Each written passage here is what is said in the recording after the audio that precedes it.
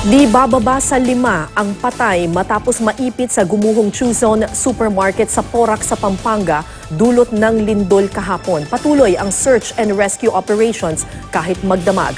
May news to go si James Agustin.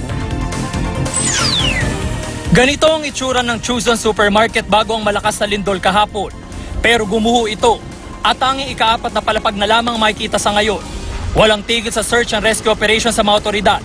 Maingat ang bawat galaw dahil may mga nakaipit pa sa ilalim ng guho.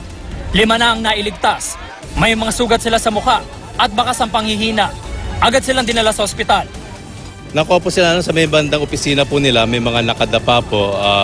Tapos may mga nakaupo sa gilid na, pero halos may mga mababa na po yung lugar talaga, naipit na sila. Pero ang ginawa ng mga tao natin, gumapang po naman sa para maaabot po sila. Nakasentro ang search and rescue operation sa gitna at kanang bahagi ng gusali. May signs of life din daw ayon sa mga rescuer kaya wala silang sinasayang na oras. Sa tala ng PDRRMC, 5 na ang kumpirmadong patay, kabilang isang babae at 2 niyang anak. Nakuha ang bangkay ng 7 taong gulang na batang lalaki, mag-alas 2 na madaling araw.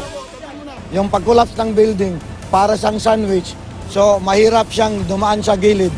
Kailangan either vertical or galing sa ilalim, pero mahirap yung galing sa ilalim, so more on vertical. But we need more precautions dahil pag kunting galaw, baka maapektuhan yung mga biktima natin.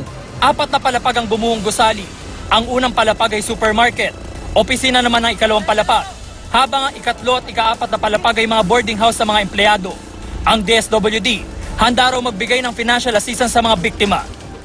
Ang pinaka-immediate dyan is yung food packs na bibigay natin sa individual affected, either individual or family. Then, meron din kaming mga assistance with regards sa mga burial assistance, medical assistance, and any other assistance.